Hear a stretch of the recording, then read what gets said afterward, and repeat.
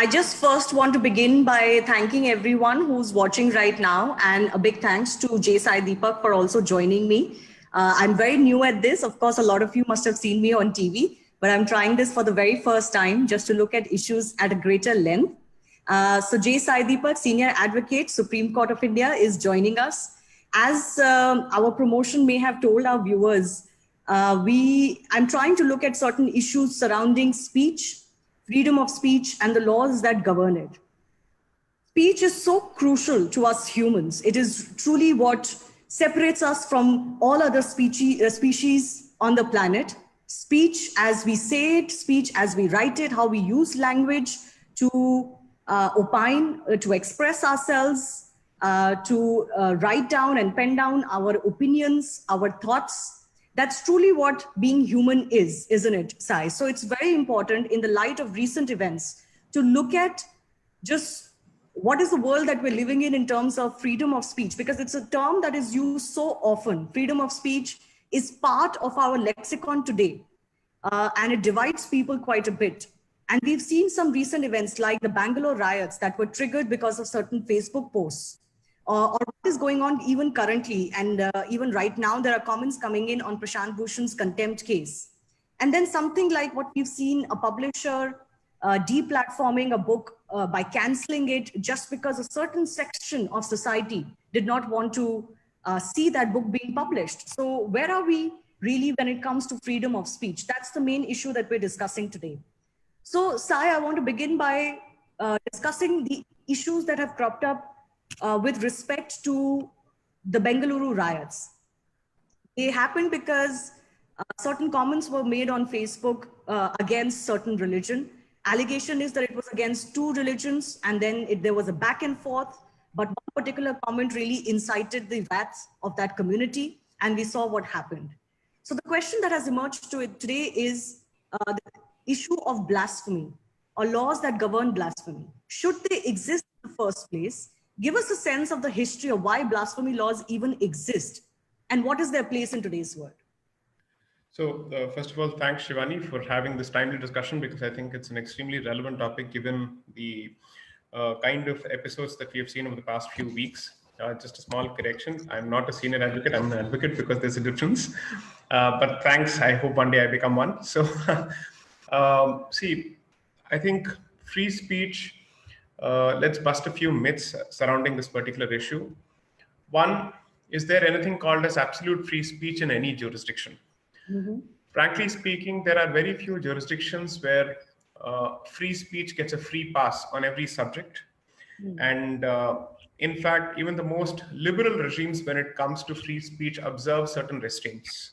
Okay, because at the end of the day, if speech is targeted at a certain audience, and it is not just limited to a specific issue, and it is bound to affect another individual or let's say another community, most jurisdictions try and have some kind of fetters, or at least some kind of reasonable restrictions. The question is, to what extent can a restriction be justified? What is the fundamental basis for, let's say, the state's intervention when it comes to individual exercise of free speech? Okay, and most people are aware that as far as India is concerned, until the first amendment to Article 19 of the Constitution, we did not have these restrictions that we see currently in the Constitution on free speech. These restrictions were introduced as part of the first amendment to the Constitution that was brought into effect by Jawaharlal Nehru in consultation with Dr. Ambedkar, with massive criticism from several members of the government then, including Sri Shyama Prasad Mukherjee, who effectively said that the very same gags and fetters that the British man imposed on exercise of free speech on Indians appears to be, they appear to have re-entered the Constitution. And now the Indian government has kind of justified its position with respect to these restrictions and has effectively stepped into the shoes of the white man, of the British colonizer, was the position that Sri Shyama Prasad Mukherjee took at that point. Now, we recognize about 5 to 6 categories of restrictions on free speech as the law exists today after the First Amendment.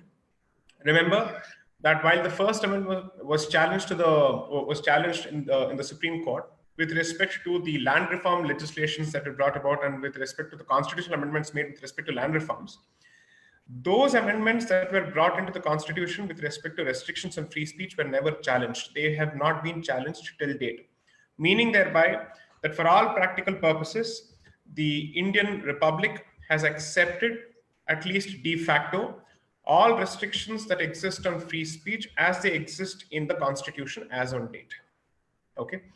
And we recognize defamation as one possible area. We also recognize, let's say, any disturbance to public order. Okay. Yes. Now, the IPC specifically recognizes certain provisions which have a bearing on religion and religious sentiments. Okay. So the two prominent provisions that are always discussed in the context of religion are section 153A and 295A. Okay. So one speaks of promoting enmity between two communities, which is 153A, and the other is specifically directed at hurting the religious sentiments of a particular community. Okay. So in most instances, both these provisions are combinedly invoked. They are invoked together because typically in 9 out of 10 instances, the person who makes a comment with respect to the religious figure of another community happens to be from a different community altogether. And therefore, law enforcement agencies deem it fit to invoke both 295A, which is hurting of religious sentiments of the other community, and promotion of enmity as well. These two provisions put together largely form part of what we know as blasphemy law in India. We do not have a specific statute as far as blasphemy law is concerned across the country. These are the two provisions that we typically invoke. Now, the interesting part is this particular provision, which we know as the blasphemy law, was subjected to a constitutional challenge in the Supreme Court. In fact, it was challenged, saying that a blasphemy law such as this has no business being in the statute book because, one, per se, it constitutes an unreasonable restriction on free speech. Two, it's a slippery slope where a mere theological disagreement or criticism of another point of view could translate to hurting somebody's sentiments. And each time you actually open your mouth to express a certain comment, you run the risk of offending someone or the other. Okay. And therefore, somebody's hurt sentiments or fragile sentiments cannot form the basis of my exercise of free speech. When I am making a perfectly legitimate point from either a theological perspective or even from a rational perspective, I don't need to be a believer in a particular religion to criticize another religion's point of view, has been India's civilizational approach.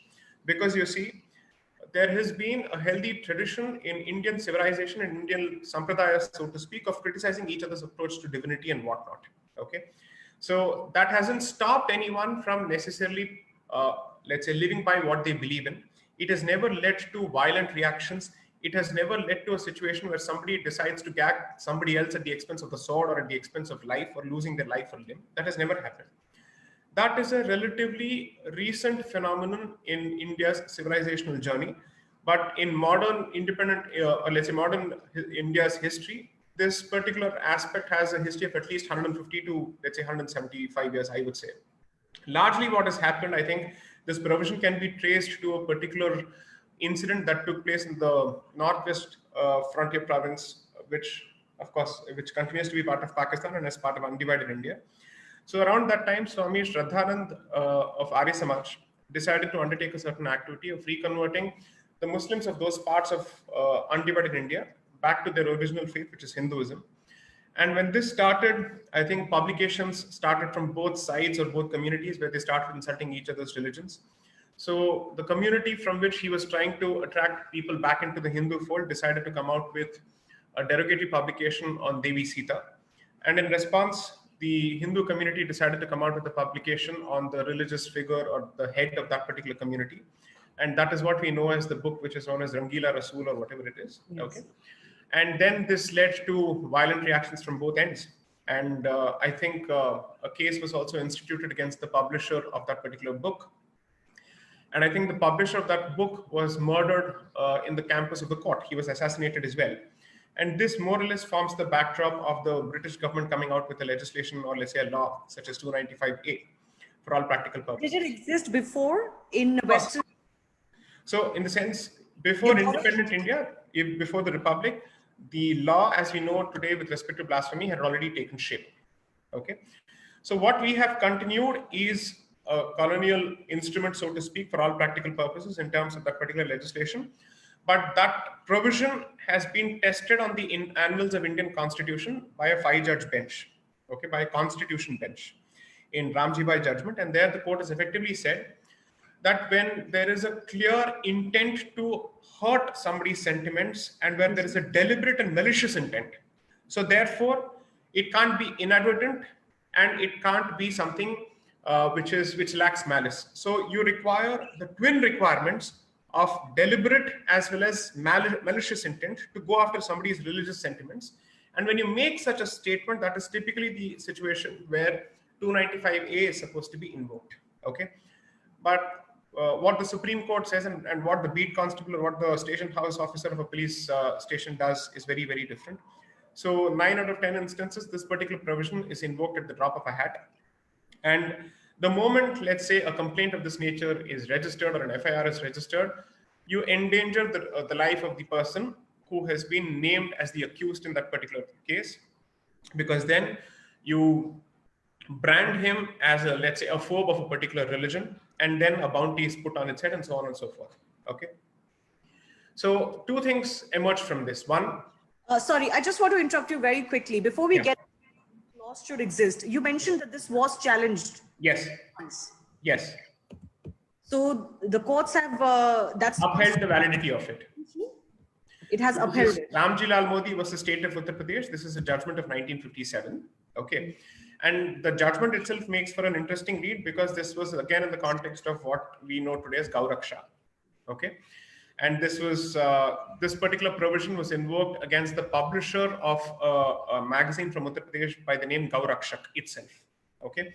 Where he had taken a certain position with respect to why the ban on cow slaughter must be implemented with greater vigor, so on and so forth. And he took a position against illegal slaughterhouses prevalent at that particular point of time and which are largely in the hands of a particular community. Okay, so this is the backdrop, and this judgment itself makes it a fantastic. This was seen under the blasphemy law lens? Yeah, of course. This entire thing was about the blasphemy law. But how is this blasphemous?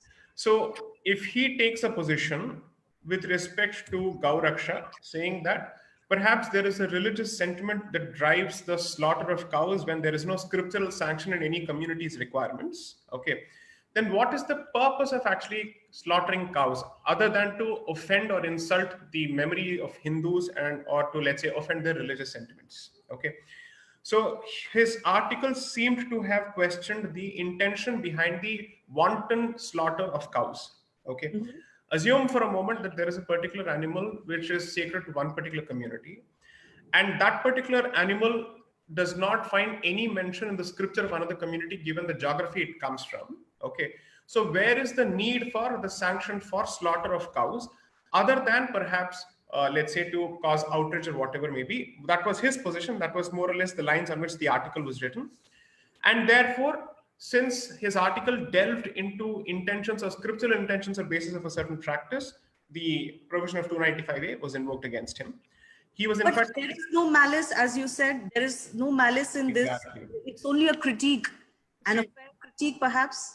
The funny part is, assume for a moment that we decide to discuss something more controversial or more contentious, which is, if I have to discuss the destruction of the original temple that existed at Ram Janmabhoomi in the 16th century, perhaps in 1528, by a Mughal general, Mir Baqi.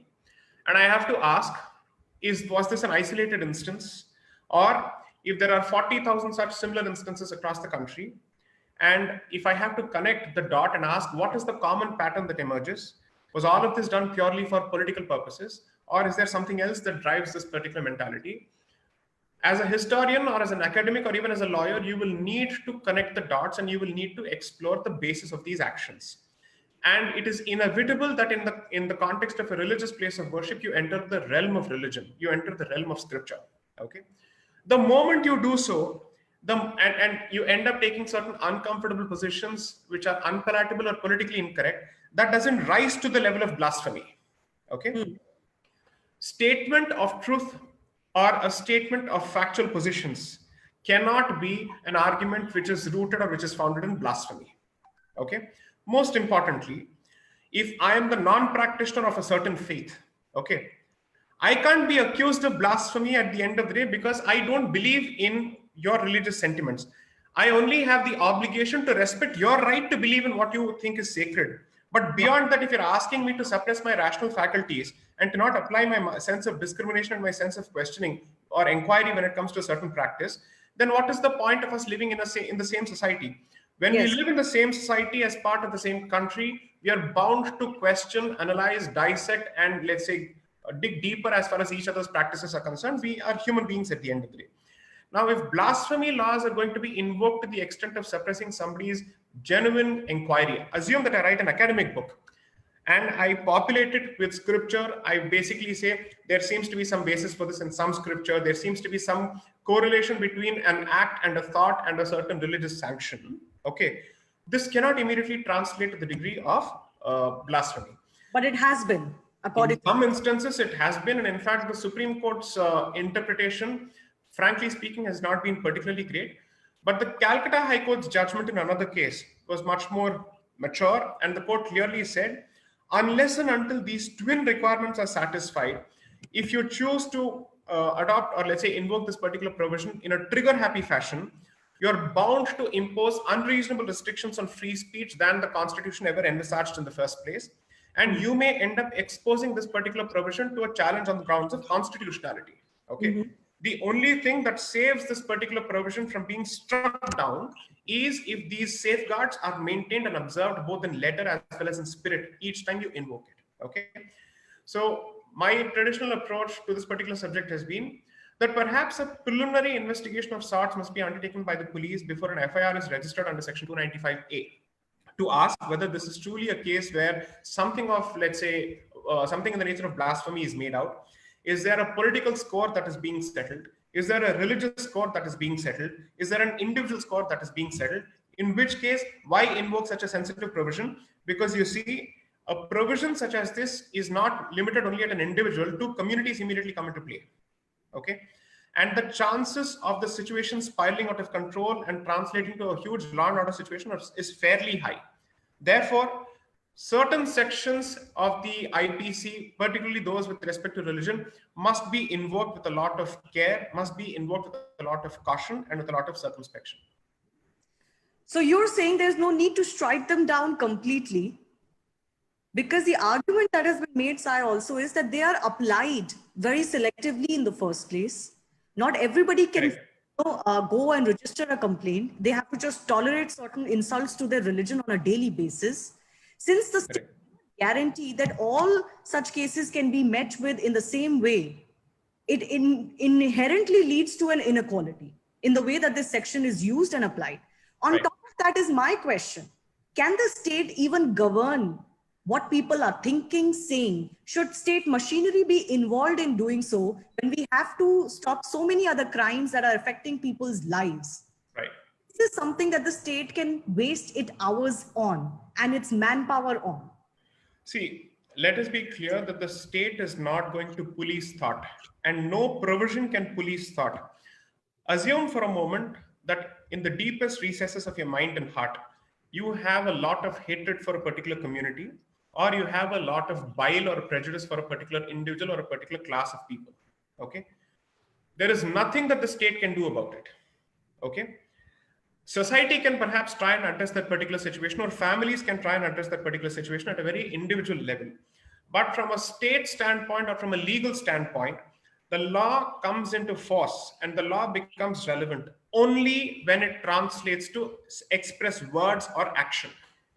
Okay. Until thought takes the form of speech, thought takes the form of expression, or thought takes the form of conduct or acts or deeds, the law has no place at all. Okay. But why should it even try to control the speech? I could say it in my drawing room, nothing could happen to me. Correct. I tweet a post, maybe it doesn't trigger any outrage and I get away with it. Some other post triggers an outrage, and we saw what happened in Bengaluru. Correct. So the question is also about the inequality with which this law or any such law can be applied. Right. On top of that, as a mature country, should we deal with statements that offend any kind of sentiments of ours, religious or otherwise, right, or just try to clamp down on them? So there are multiple layers that you have touched upon. Let me try and address it in different ways. So let's first address the question of when a provision is fundamentally capable of being applied selectively or with a lot of convenience and is capable of being applied with mischief. is it better not, or is it not better to just do away with the provision? Okay. Now let's ask and see if the same logic would apply to provisions that relate to dowry, provisions that relate to sexual harassment, provisions that relate to outraging of modesty, provisions that are meant to protect women's rights and dignity and safety. Okay. There is enough literature to say that, or even provisions that relate to caste-related atrocities. Okay. That's one of the reasons that the Supreme Court decided to come out with certain safeguards on the SC/ST Act. Okay. The presence of mischief or the possibility of mischief itself is no reason to strike down a particular provision, because the moment you think of a knife which is capable of dicing vegetables, you also open up the possibility of murdering people with that knife. Okay. The test is very, very simple when it comes to a provision under the Constitution. Does the provision in itself permit selective application and convenient application? If the answer is a no, the problem is not with the provision. The problem is with the authority's mindset when it comes to invoking the provision selectively. Okay. Then it becomes a question of, to put it crudely, jiski haath mein lathi hai. That's how it works, right? That's how it works, right? So therefore, this is not a legal question. This is more of how do we ensure that the state approaches and invokes these provisions with a bit more of reasonableness and with a bit more of fairness. Okay. The problem also happens, Sai, is that when a legal provision like this exists, then the expectation becomes that it will be acted upon. Right. Reason why I came about why even have something like this is because if a section like this exists, then sections can say that no, it exists, therefore it is my right to clamp down on this. The moment you do away with the section, right, open a door where you have to deal with it tomorrow. If you come across it, you have to deal with it in a different way. Of course, law and order has to be maintained. So that's where the second strand of your question comes about. And the question is this, and there is a decent chance that what I say may offend certain sentiments, so be it. The basic point is, assuming that the civilizational impulse has been that somebody respects the Veda and somebody doesn't respect the Veda as the sole authority, and both such schools of thought have comfortably coexisted with harmony in this particular country. So Buddhism, Jainism, Vedic Brahmanism, and other forms of Hindu schools of thought have comfortably existed. It clearly shows that dharmic schools of thought and dharmic faith systems are fundamentally comfortable with the concept of dissent, are fundamentally comfortable with the concept of apostasy. We don't have a concept of apostasy. We are comfortable with atheism. You don't want to believe, it's up to you. Whatever you choose to do is up to you. However, if there are faith systems which recognize the concept of blasphemy, which recognize the concept of apostasy, and which expect respect not just from adherents of their own faith, but also from others, okay, then you have to ask yourself two things. Should we not effectively expect them to conform to this civilization's code of conduct? Which is to say, you believe in your faith, no problem. But the moment your faith runs into a certain conflict with civilizational values on free speech and expression, then what must prevail? That must be the basic question. If other faith systems are capable of withstanding hurt, are capable of withstanding criticism, and we don't even ask the question whether the criticism is valid, fair, genuine, or with malice. We don't ask any of those questions. You have a point of view. If it's malicious, then the consequences are for you to bear. There is nothing that we can do about it. And if it is malicious, then we have no reason to even take you into account. We don't need to consider what you say. I will simply ignore that point of view because it doesn't come from a place of genuineness. Okay. If that is the philosophy that this particular land has followed, and those faith systems that don't emanate from this particular civilization and don't come from this particular land are having trouble wrapping that particular concept around their heads, the state must ask itself, should we not encourage them to be a bit more open about criticism? Okay. Or, even if it's the vilest of criticism, exactly, even if it is malicious to begin with, correct, but such elements will always exist in society. Let's remember this, that some people believe, although it's not entirely true, that Manusmriti is scripture, but Dr. Ambedkar burnt Manusmriti and tore the Manusmriti in public in front of a group of Brahmins, in front of a group of Hindus and practicing Hindus as part of his movement. His actions did not incite violence, by the way. Okay.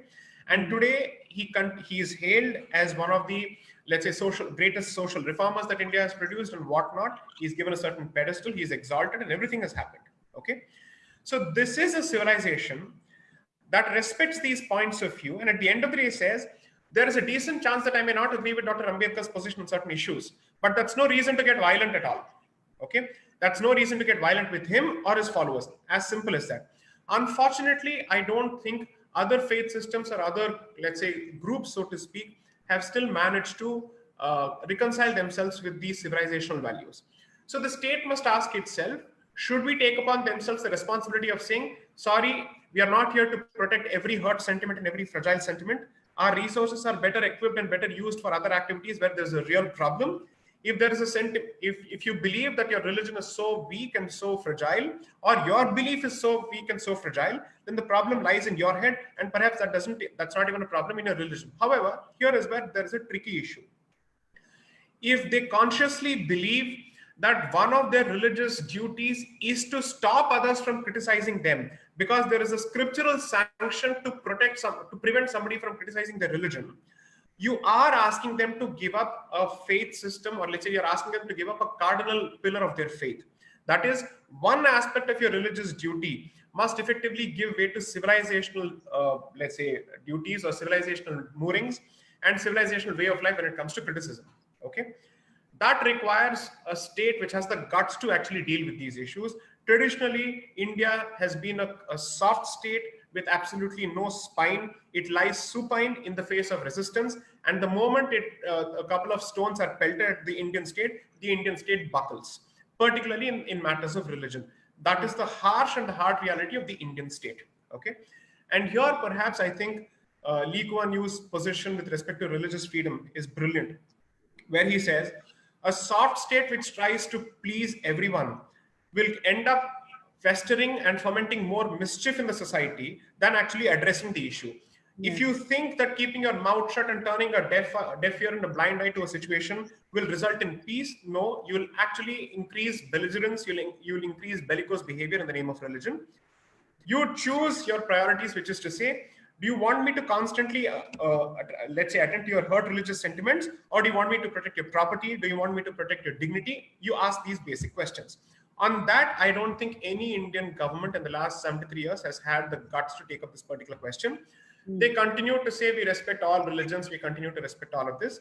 You can continue to respect all religions without sacrificing on your civilizational values.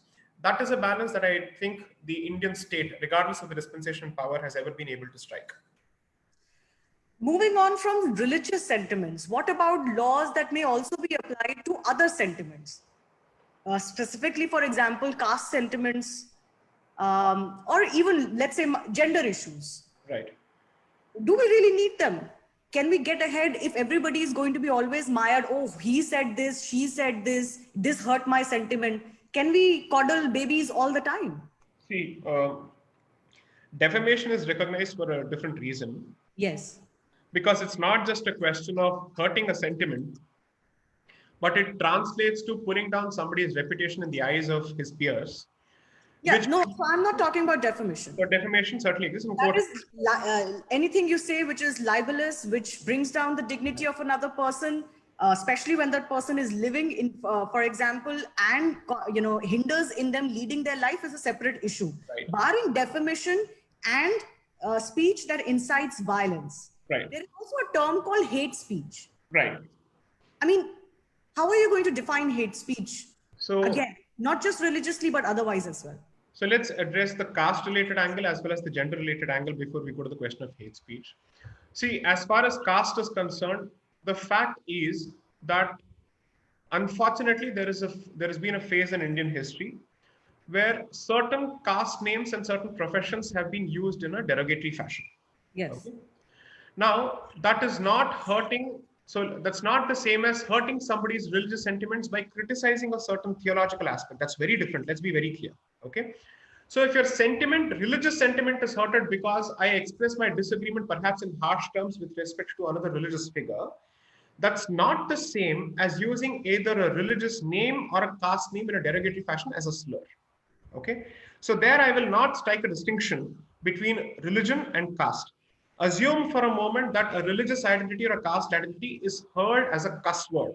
Okay. There is a very clear threshold that has been crossed. Okay. And that particular threshold is crossed because it has the effect of dehumanizing an entire cross section of people. Okay. And you open them to normalized forms of violence, both physical and verbal. Okay. Therefore, that is one threshold that even I am willing to recognize, to basically say, when you dehumanize a community, not a thought process, by the way, okay, strike a distinction between a thought and an idea and a people or a community. As long as your problem in principle is with respect to a thought and you believe that a certain way of life is something that you don't find agreeable, that's a different thing from basically saying all those people who follow this particular way of life do not merit to be treated as human beings or should not be treated equally. That is where a line is completely crossed. That in most jurisdictions, at least from whatever jurisdictions that we seem to be drawing our, let's say, inspiration from, that is the litmus test and that is the Lakshman Rekha for hate speech. Okay. It dehumanizes and most importantly, it incites others into taking action, which is an act of violence, an act of social segregation, an act of social distancing of a particular kind, where you basically say, let's cut off relations altogether. So you're saying that discrimination, not just in action, but in words, if it promotes discrimination, can also be acted upon. The speech of discrimination can be acted upon. Exactly. So if I have to choose between two provisions, 295A and 153A, 295A has lesser justification than 153A. So if you promote enmity between two communities, then you present a real law and order problem. And therefore, there's a real issue for the state to look at. Okay, that is one of the central objects of a state. The state's object is not to protect religious sentiments, but the state's goal can certainly be to prevent any violence that happens in the name of religion because of promotion of enmity between two communities. So therefore, constitutionally speaking, or let's say morally speaking, and philosophically speaking, there is more justification for preserving the constitutionality of 153A as opposed to 295A would be the principal position that I think is possible to take. Any change that is possible legally, you think, before we move on to all of these sections? No, I don't think so, because it's too much of a hot potato for any government to touch. Notwithstanding the numbers, if the government ultimately feels, "Arey bhai, isko bhi chhone ki kya zarurat hai?" Okay, why do we unnecessarily get into this? Unless there is a political incentive to actually touch upon this issue and take it up, I don't see any government in the foreseeable future to do so, because one, the society itself is not ready for it. So there is no significant constituency or cross-section of the people, the voting people, which has taken this particular position, because religion matters to us so much today, and rightly so. I'm not ever going to deny the importance of religion. India is a country of religion. The state may be a secular state, but the society is not a secular society. It is a religious society. It is not a negative statement at all. That has been the lifeblood of this country. Okay, there's no doubting it at all. And when they see that a certain sentiment is being pampered in the name of 295A, or that it is increasingly applied in such a convenient sense, the reaction is going to be that if I am not yielded any quarter and this is the treatment I am going to be subject to, why should I let go of any legal option that is available for me to harass the other person or to protect my sentiments? I was willing to say that my sentiments don't necessarily matter. I will continue to believe regardless of what you say. But if you're willing to use constitutional means, legal means, as well as illegal means to come after me for a sentiment that I legitimately express, then now there are no bets. All gates have been opened. All bets are off. It's a no holds barred fight. Then I will continue to do everything at my disposal, legally and otherwise. That's been the reaction. So basically what we have to look forward to is a slew of litigation and individual cases. As in the near future, this is the only way to go about it, where individuals have to take up these causes and say, oh, you are not letting me speak, I will not let you speak. Unfortunately, that is obviously not an ideal society, but we are far from ideal right now. In fact, here I think a good empirical study would throw a lot of light on how this has been invoked. I am going to ask myself this basic blunt question. Under a non-BJP dispensation, when sentiments are hurt, whose sentiments are hurt, and who is the subject of a 295 complaint, and which community or which members of which community are frequently targeted in the name of blasphemy. And under a BJP dispensation, who is hurt and what happens. And my sense basically tells me that in 9 out of 10 instances, every time members or let's say icons of, let's say the majority community are hurt, they are barely ever the subject of a blasphemy law. And the number of instances where the blasphemy law is invoked is perhaps more during the BJP dispensation. And typically, it is with respect to icons who don't belong to the majority community. Okay. So the political mischief, the politicization of a legal provision, and the politicization and weaponization of a religious sentiment, I'm clearly saying, happens under a particular dispensation because the idea is to create a certain atmosphere during a certain dispensation. That is my takeaway. I have severe criticisms of every party, but even I can't effectively turn a blind eye to the fact that there is intense selectivism, intense convenience, and intense mischief in the manner in which these provisions are invoked to basically say, no, no, no, the idea is to effectively protect the community, which is always in the nature of a victim. Okay. So 295A is constantly used to create a victimhood narrative surrounding a particular community. And not all minorities, some minorities are more equal than other minorities. That has been the history of Indian secularism. So those provisions are typically invoked to protect certain minority sentiments. I don't think that helps the cause of that community, nor does it help the cause of community cohesion.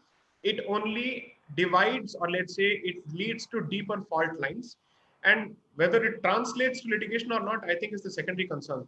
The primary concern is that you're looking at a fundamentally divided society. Yeah. Unfortunately, like there is sexism, and to counter it, sometimes there is reverse sexism. Similarly, if these sections are being applied in an unequal manner, or you're saying that victimhood is being used, then sometimes the other community can also fall into the trap of becoming victims. But I would say that that would be the wrong way to go. If a community does not feel victimized or has the capacity to let go of certain even malicious criticism or attacks, then it should continue to do so, because falling into the trap of becoming victims or using that to drive litigation or to drive a point perhaps is not going to be successful. That is my personal opinion, and it kind of changes the societal norm that you have also talked about, the cultural norm where we just accept criticism for what it is, ignore it, and learn to get on with our lives. I do want to move forward those now, Sai. And the other issue I want to discuss today is contempt. And we see currently contempt proceedings, ongoing in some manner or the other, as far as Prashant Bhushan is concerned.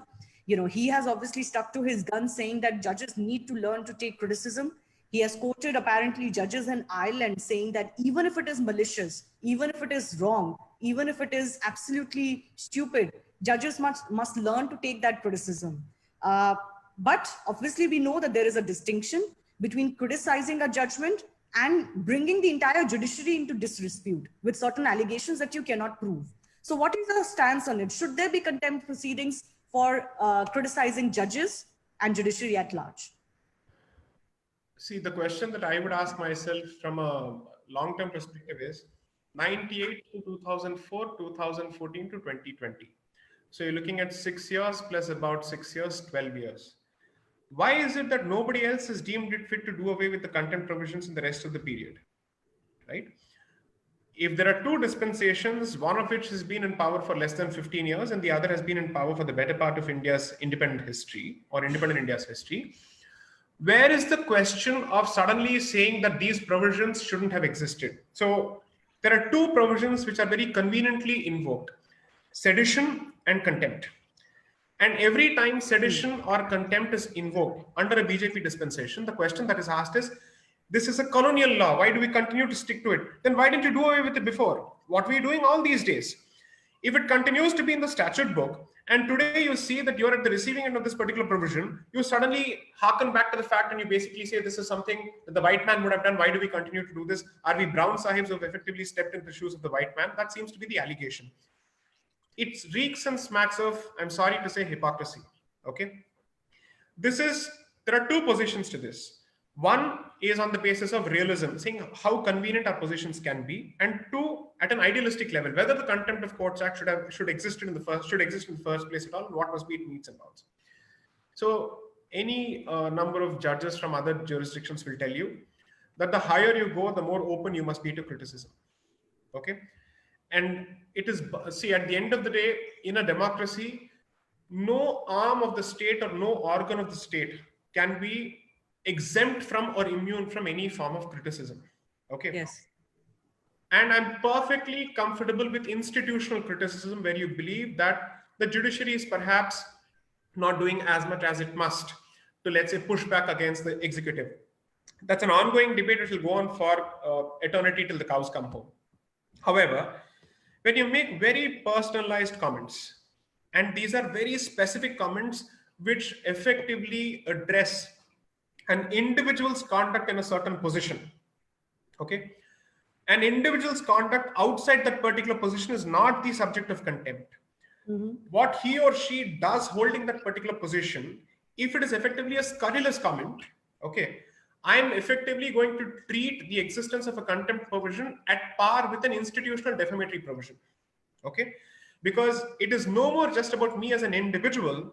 You have attacked me in this particular position without any basis, and when you do so, the very hope that people come to this particular institution, the hope of justice, and put their faith in it, okay, is shaken to a significant extent.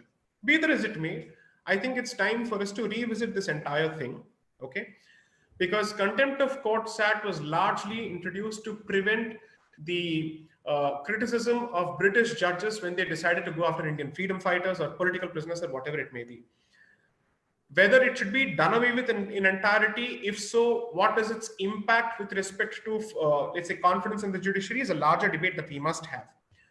But I must certainly ask myself this basic question. Someone who has been in the profession, who knows the rules of the profession, chooses to make a very specific comment with respect to people in a certain capacity. And I would say, if you believe that you're right, then you should back it up with something, okay? A spit and scoot approach perhaps may not do justice. And let me be very clear. A similar approach with respect to constitutional positions such as the vice president and the president too is problematic. You get it? So governors, presidents, vice presidents, and judges, especially judges of constitutional courts, are treated at a certain level for a very specific reason, because these are offices of dignity and they are meant to protect and they're meant to symbolize something, okay?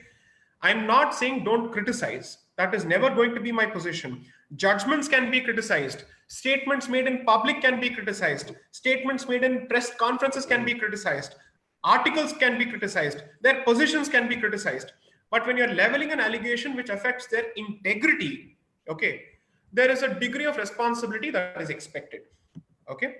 I'm not saying if there is something that you're aware of, don't talk about it at all. But if you truly believe that you have something, then at least make it a point to support that particular statement so that people know that there is more to this than meets the eye, if at all there is something of that sort. But if that's not the case, when you effectively make a scurrilous allegation or let's say an allegation which you have not backed up yet, I can't even call it a baseless allegation because I don't know what you have or you don't have.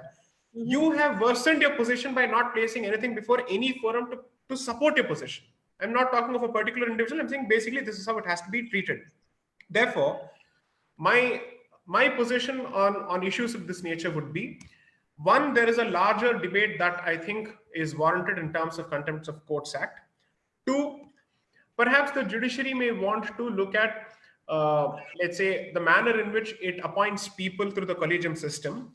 Because you see, when you believe that nobody else can effectively have a role to play in your appointments, and you are the final word when it comes to appointments at that highest level, okay, then the impression, or let's say the perception that is formed in the people's mind is you are not answerable to anyone in any manner. There is no degree of accountability at any level, particularly when it comes to that you are clamping down on people who may speak against you. Exactly. So therefore, then they connect these two and they ask themselves, not only are you immune from any kind of scrutiny when it comes to appointments, you're also immune from any kind of criticism. However, that would be a broad assumption. The criticism in this particular case is not an institutional criticism. The criticism that has been made in this particular instance is a personal criticism of a specific nature directed at individuals holding a certain office.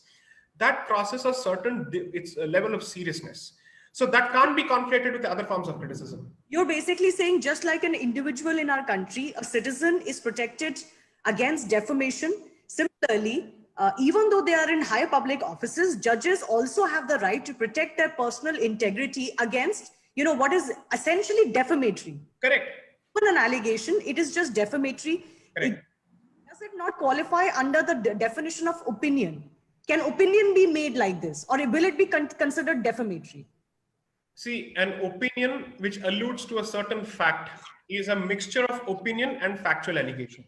Okay. Second, again, look at what is it that people are going to ask.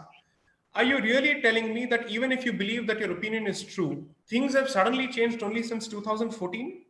Doesn't it reek of, let's say, political selectivism here? That all your criticisms against every arm of the state and every constitutional position and every dignitary suddenly seems to trace its origins from only May 2014. So T0 is May 2014. Why don't you extend the scope of this particular discussion and let's see how far back in time it goes? You've been in the profession for at least 30 to 35 years. Are you in a position to make similar statements with respect to all the people who've held this position in the 35 years of your service in this profession? If the answer is a no, clearly there is something else at play here, is the normal conclusion that a reasonable person is bound to come to. So I'm making the statement which is qualified. One, you have to ensure that institutions are receptive to criticism. But when you're asking individuals of the institutions to be receptive to criticism or allegations, criticism is very different from allegation. And when you're making an allegation in that particular post, you're not just making a personal allegation, it affects the manner in which that institution is perceived by the people. At the barest possible level, in the most fundamental form that a contempt action exists, this is what the contempt law is meant to preserve: institutional integrity. You want to say something which is of serious nature and of serious import, then please do so with responsibility and with support. Then perhaps you're better off. But otherwise, I don't think it effectively merits any kind of discussion. I don't think that there is any way, Sai, that I can justify the antecedents of the person in question here, Prashant Bhushan. Right. Everybody knows the place that he comes from. Everybody has seen his litigation attempts and also his public statements. In fact, he was also lampooned quite a bit because he had upheld or celebrated contempt against another individual in the past. So obviously there is hypocrisy writ large at what he does. But of course, I wanted to use this instance for a larger debate on, whether the general public also has begun to feel that, like you said, one, there is no accountability of the judiciary. And secondly, they don't even like it when they hear something against them. But by and large, what has been witnessed is that judgments have been criticized. They were done after the Ram Temple as well. They have been done even before that and will be done after that, which is obviously a democratic right. But just like you have the protection of a defamation law against anyone coming and, spitting and scooting, similarly, the judge should also, as an individual and also as the office bearer, have that protection, right? Just consider one more thing, okay? You're a journalist and you know the number of articles that are written in veiled fashion against judges, not just against judgments, by the way. Yes. Okay? If a particular outcome doesn't come on expected lines in accordance with a certain school of thought, then automatically tweets, articles, conferences, seminars, workshops, books are written on how the judiciary is suddenly compromised. Okay. And this discussion picks up steam under a particular regime. That's a fact. Okay.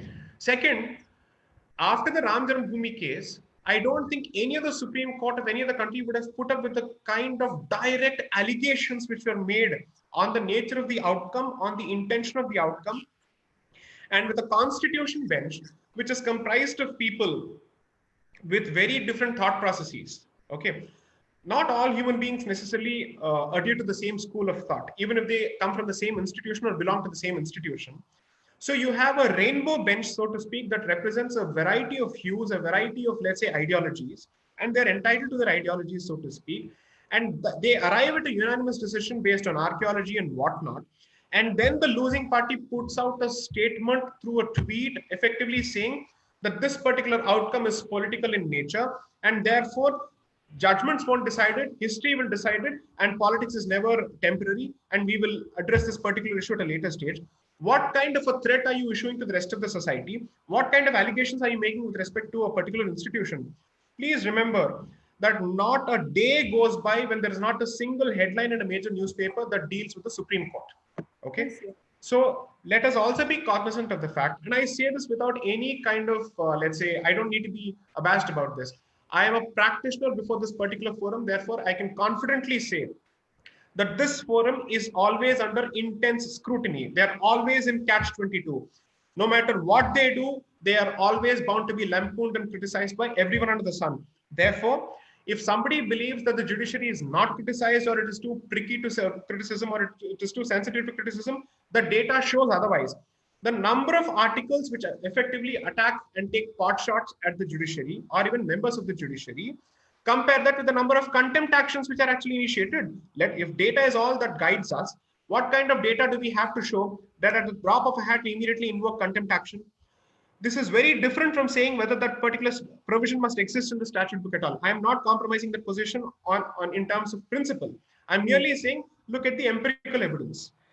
You're talking of one case which has been discussed in the recent past. How many such cases have we discussed in let's say, in the last 6 years or 7 years or a decade, right? So when a certain threshold is crossed and it acquires a very serious character, even then, if the institution does not respond, the immediate conclusion is going to be, "Dal mein kuch kala hai, isliye kisi ne kuch bola nahi." Okay. Then is the institution not under any obligation to protect itself? People get away with these kind of statements. You criticize a certain outcome saying that you have not considered evidence. So for instance, when the Sabarimala judgment came out, the first judgment came out, I was certainly not happy with it.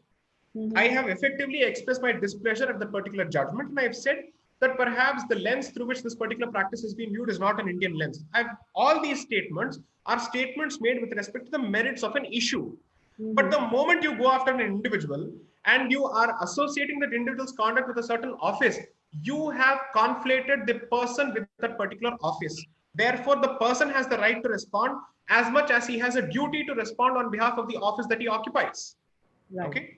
So for example, the criticism after Ram Janmabhoomi verdict was not so much on the merits of the case, was not so much on the articles, on the law applied, was not so much on the evidences. It was just opinion, which was put forward that, it's not right because I don't feel that it is right. So obviously that kind of criticism cannot legally be accepted. But I do want to ask you one more thing. People who obviously, like we discussed, speech laws as well, who say things against judges, etc., etc. But does it also matter that Prashant Bhushan is a lawyer himself? Does it also matter the position that the person enjoys in society, and therefore the responsibility that comes with it? See, it's not a position that a person enjoys in a certain society. It is how better informed are you of the red lines with respect to a certain conversation. Okay. Assume for a moment that a lay person with absolutely no understanding of the nuances of how the legal profession works or how the judicial system works makes a statement. You can even dismiss that as the angst of a person who doesn't understand enough. And in several jurisdictions, in fact, there's a beautiful South African judgment of the Constitutional Court of South Africa which says, sometimes people use speech as a vent, okay, to let off steam. Okay. In a democracy, the beauty is that as opposed to picking up the sword and doing something stupid, you simply let off steam using your tongue and you exercise the right of free speech to criticize and be done with it. Okay. Then the state's duty is not to constantly react, but to say, "Theek hai." You have to say, "You've had your say and I will listen to it, job done." Okay. I don't need to respond to it. And if I believe that there is really nothing meritorious in your particular position, that's it. You exercise your free speech and I exercise my duty to listen. That's the end of the matter. Okay. So I am of the very clear view that as far as some of these issues are concerned, it's perfectly okay to take the position that chalta hai chhod do doesn't make a difference at all. So to come back to your question, the problem must always be looked at from the standpoint of the person who is making that statement. Does he really know the consequences and the implications of making that particular statement? Let me be very clear. Mr. Modi attended the Bhumi Pujan. Okay. If Mr. Modi had not attended it in the position of a prime minister, and he had simply attended it as a normal person, as a practicing Hindu, the controversy perhaps wouldn't have been to this particular extent. Okay.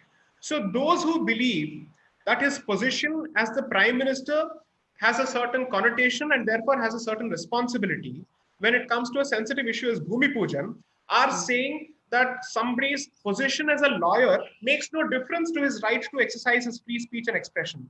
I'm sorry. The person who makes that particular statement is as important as the content of that particular statement. Because the question is, how much do you know? What has been your practical conduct? How have you treated such instances in the past? If you truly believe that a contempt action should not exist and you seem to be a public interest litigator, why have you not filed any petition challenging the existence of the Contempt of Courts Act till date? Why have you not initiated litigation against this on a constitutional ground? How many instances have you actually participated in where people who come from a different political background are the subject of contempt proceedings and you've jumped in to basically defend his right to express his particular opinion, even if you don't agree with his particular opinion? Now, when you don't do any of this, people are going to say, you can't have it both ways, yeah. Okay, you can't have the cake and eat it too. You can't speak from both sides of your mouth. And today, in the day of age and internet, when there is something called as internet karma, a Google search will immediately show, भाई आपने क्या किया है past में, आप बात क्या कर रहे हैं, किसके बारे में कर रहे हैं, कुछ तो सोच लो. Public memory may be short, but internet memory is not at all short. Okay, in the next 500 years, we'll see everything come out. Okay, including this video and your thoughts. Right. So, therefore, let's see, in a discussion such as this, some people are even bound to say, oh, he's perhaps acting as the mouthpiece of a certain comment or whatever it may be. I am clearly saying my positions, you are welcome to criticize them. I don't have a problem. But at the very least, kindly don't be found talking from both sides of your mouth in two different time phases. Okay. What was your conduct before and what's your conduct later? Yeah, you know, it is a disease, being selective and being convenient. Unfortunately, most of us fall for it because, as I said, it is convenient. But as you rightly said that, you know, today there is greater accountability post on all of us, including myself and yourself. We are all judged on what we have said in the past and what we have done in the past as well. All right, moving to the final portion of this chat, Sai. The latest episode which has happened, and it brings us back to the larger issue of speech and what can be done to protect it. Earlier, we talked about what can be done to do away with needless regulation, maybe needless articles and laws that are not required.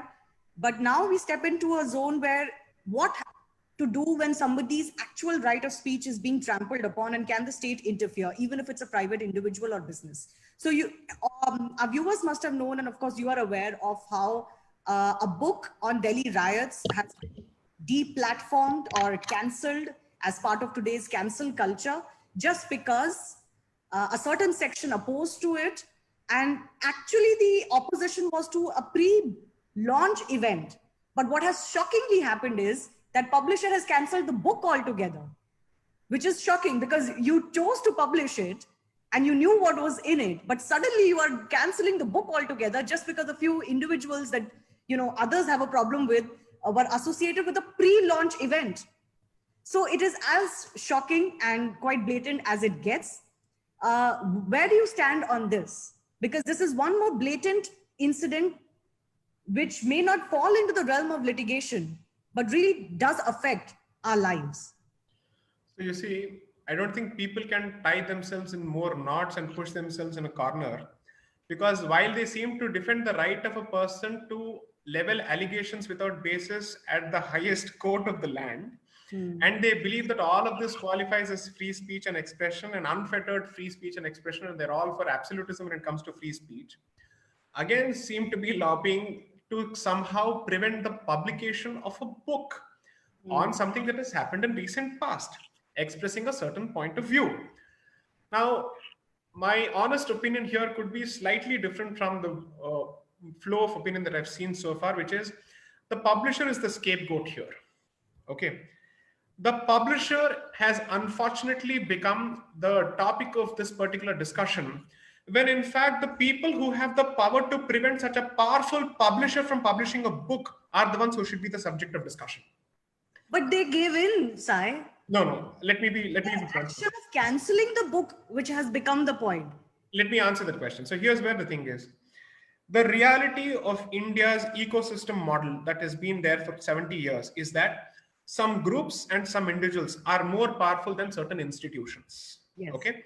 What is happening in constitutional fora with respect to some groups having a problem with certain people and leveling these kind of allegations that we've been seeing is also the product of the same bent of mind, wherein as long as you dance to a certain tune and you toe a certain line, then everything is hunky-dory. then the institution will be celebrated as the guardian of free speech, as the watchdog of the constitution, as the enabler of free expression and whatnot. Okay. Conferences will be held, articles will be published, songs will be written, poems will be composed, everything will happen. Okay. But the moment you cross that particular threshold and you say, sorry, I have a mind of my own, allow me to exercise that mind. I'm an institution which is meant to be independent and autonomous. So let me do that, whether as a private institution or a public institution. Then they say, oh, meri billi mujhe miyan. Now you see what I do. Okay. And then they start going after that particular institution. Never underestimate the power of a let's say, an organized influential clique or cabal. And Bloomsbury India or any particular publication or any particular organization, if you believe is capable of withstanding all of this pressure, remember that after a point, every organization becomes hostage to a certain group, to a certain... You're not hostage of a mentality too. You're painting them as victims, unfortunately. No, see, every such institution, let's take this for instance. You know, today, Sai, there are so many examples where people have withstood this onslaught as well. Right. Why people like you exist. That is why people like me exist. And we are nobodies. I mean, I am, at least I consider myself a nobody. You are a senior lawyer or would be senior lawyer. But my point, I'm a nobody myself, but here's where you have to consider. The question here had a very straight choice. Right. Today or to forever be free. No. To give in. No. So I'm not trying to be sympathetic or empathetic to anybody's cause, but having seen what happens in certain places, I can tell you one thing for a fact. A choice may be simple if all of the stakes are completely done away with and all of the questions don't figure as part of the particular equation. Okay. But when you have existed as part of an ecosystem for several decades, then उस ecosystem पे आपकी बहुत सारी मेहरबानियां होती हैं. Yeah, agreed, of course. That is a fact. Okay. And therefore, no organization, no matter how big, can afford to take any decision independent of those stakes and independent of all those meherbaniya. Okay. So today, some people are effectively saying, I have done so much. Now is the time for you to repay. And I want you to repay by canceling someone and by deplatforming someone. Okay.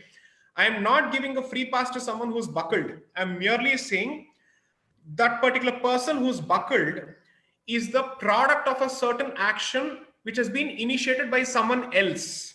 So our entire discussion will be misplaced if we focus on the person who's buckled as opposed to those people who have the power to ensure that all these institutions and all these private and public institutions dance to their tunes.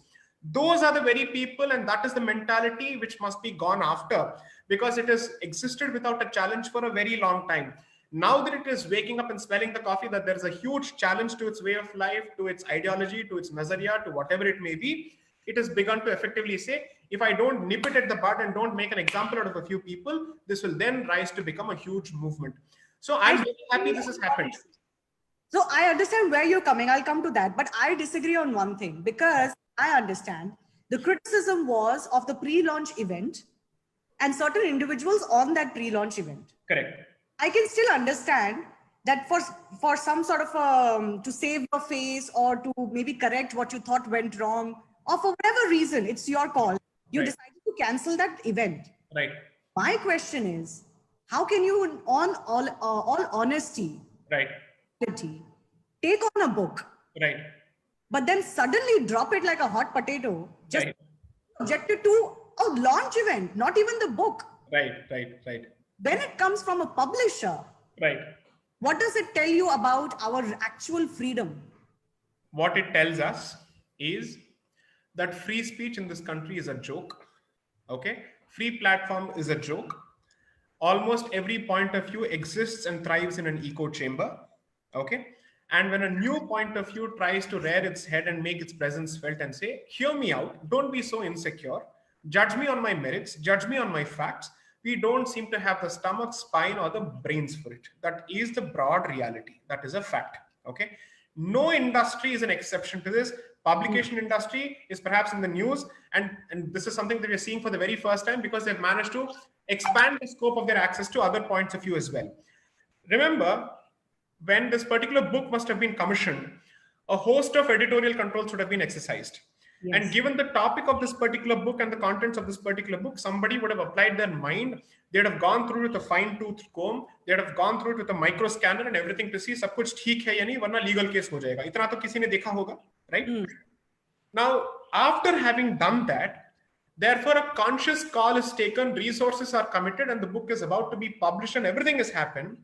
At that stage, if somebody has the power to pull the plug, okay, imagine the power of that ecosystem and imagine the influence of that particular ecosystem and imagine its investment in all these places. Okay.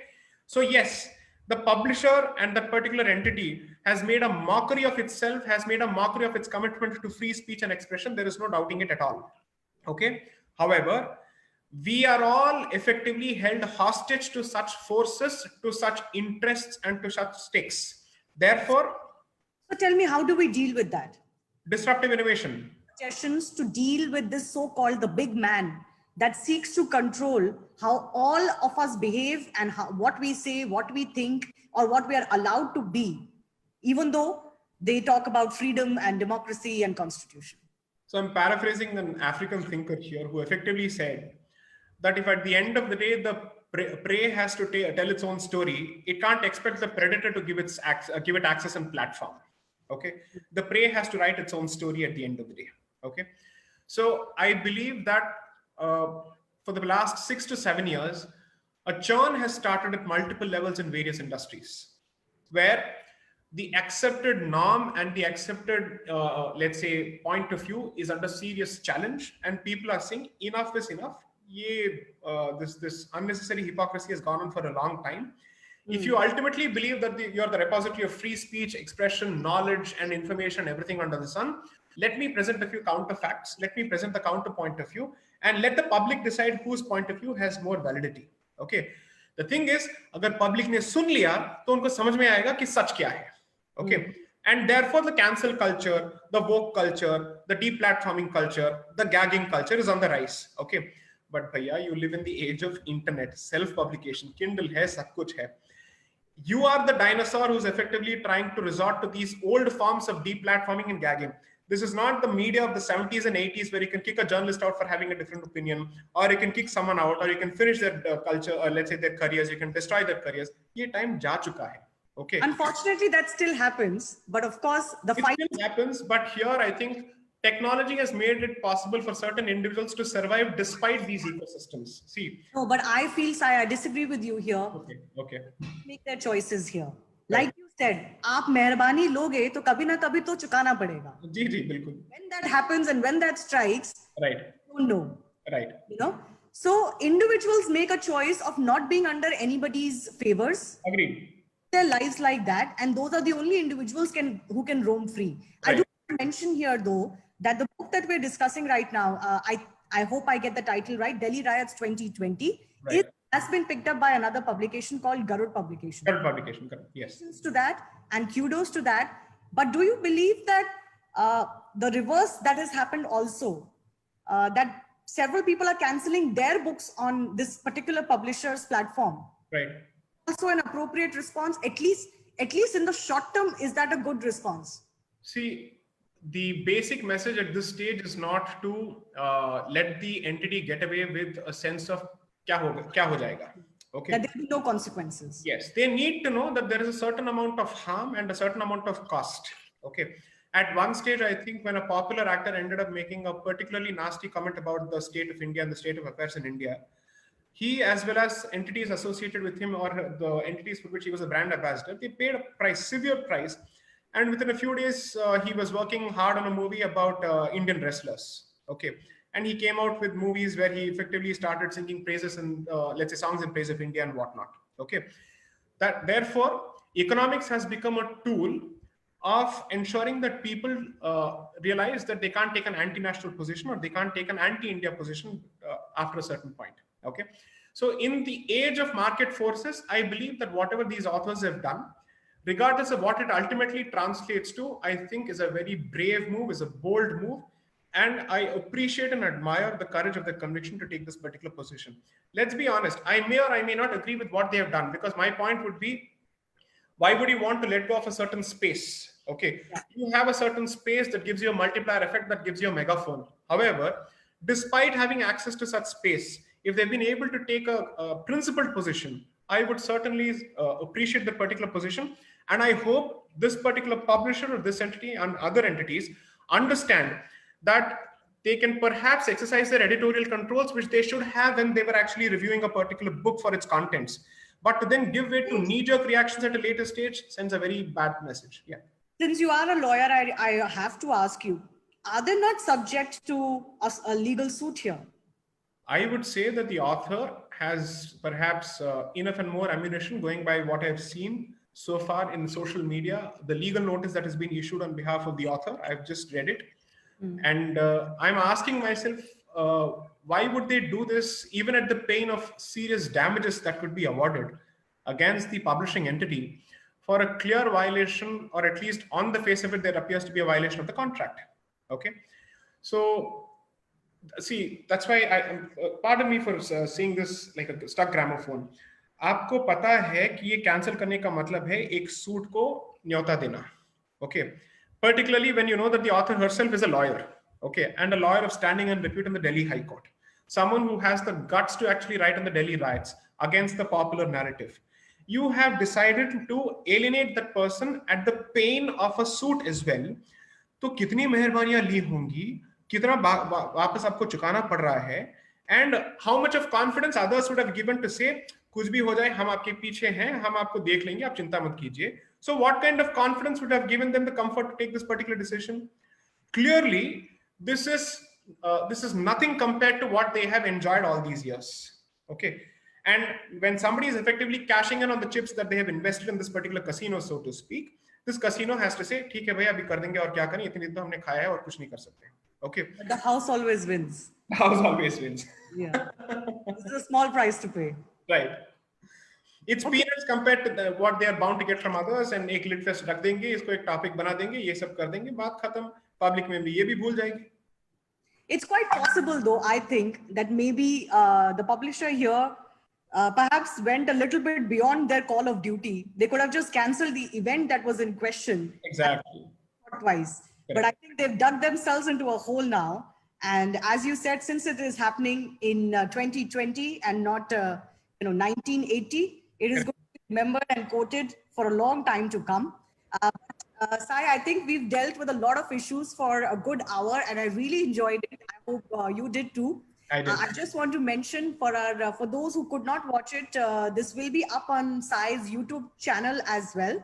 Yes. And you can always watch it at a later stage. I do appreciate you joining me today. Thank you. Thanks a lot. I enjoyed all the deep and probing questions. I had a lot of fun. Let's do this sometime again on a different topic. Absolutely. Looking forward. Thank you so much. Take care.